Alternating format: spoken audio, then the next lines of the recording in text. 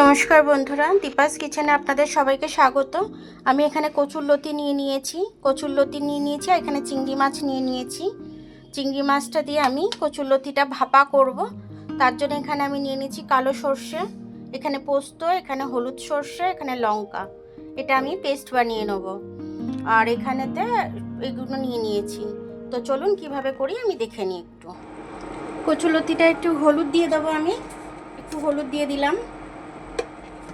পোস্তটা এটা বেটে রেখেছিলাম, এটা দিয়ে দিলাম।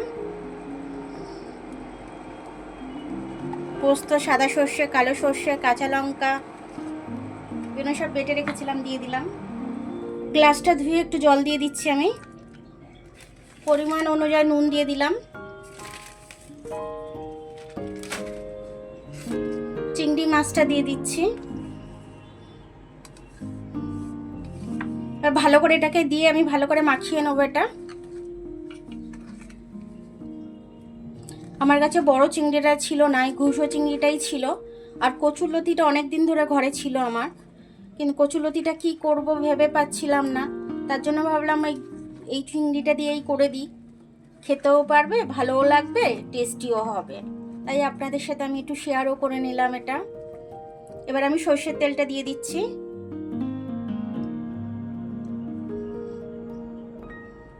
খুব ধিমি আছে আমি এটাকে খুব ভাপাবো। দেখুন এখানে আমি কলা পাতা দিয়ে বসিয়ে দিয়েছি। এই কলা পাতার মধ্যে এটাকে আমি ঢেলে দেব। কিছুটা গ্রেভির তলায় দিয়ে দিলাম। আর একটু উপর দিয়ে সর্ষের তেল দিয়ে দিচ্ছি। একটা ছোট থালা দিয়ে এটা আমি চাপা দিয়ে দেবো। কটা কাঁচা লঙ্কা ছিঁড়ে দেবো আমি। কাঁচা লঙ্কাটা ছিঁড়ে নিয়ে আসি। কটা কাঁচা লঙ্কা চেরা দিয়ে দেবো আমি এর মধ্যে।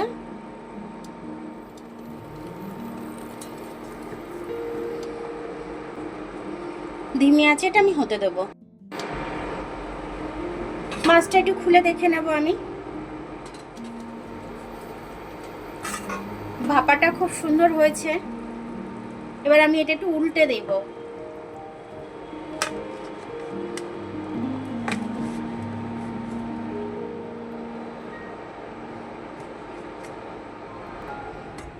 ধিমি আছে, উল্টো দিকে হতে দেব। একবার ঢাকনাটা খুলে দেখে নেব যেটা কেমন হয়েছে। গন্ধটা তো দারুণ বেরোচ্ছে। কলা পাতায় করে ভাবানো হয়েছে, দারুণ হয়েছে। নরম হয়ে গেছে, খুব সুন্দর হয়েছে, গন্ধটাও খুব দারুণ ছাড়ছে। আমি এবার এটা নামিয়ে নিচ্ছি। দেখুন আমার কলা পাতায় ভাপানো চিংড়ি মাছ দিয়ে কচুরলতি খুব সুন্দর হয়েছে, খুব টেস্টফুল হয়েছে। আমার ভিডিওটা দেখার জন্য অনেক অনেক ধন্যবাদ। অবশ্যই আপনারা এরকম করে কিন্তু করে খাবেন, খেয়ে আমাকে কমেন্টস করে জানাবেন। একটু চিনি দিয়ে দেবেন, কারণ আমি চিনিটা দিতে ভুলে গেছিলাম। আপনারা একটু চিনিটা দিয়ে দেবেন। তো চিনিটা দিয়ে দেবেন, তাহলে কিন্তু অবশ্যই এটা খেতে খুব দারুণ হবে, খুব টেস্টি হবে। আর করে খেয়ে আমায় কমেন্টস করে জানাবেন যে আপনাদের কেমন লেগেছে এটা। আমার ভিডিওটা দেখার জন্য অনেক অনেক ধন্যবাদ। আমার ভিডিওটা যদি আপনাদের পছন্দ হয়, লাইক, সাবস্ক্রাইব, বেল আইকনটা একটু টিপে দেবেন। আর যদি ফেসবুক থেকে দেখেন, লাইক আর ফলোটা একটু করে দেবেন। আবার কাল দেখা হবে নতুন রেসিপির সাথে। ততক্ষণ আপনারা ভালো থাকবেন, আমি আসছি।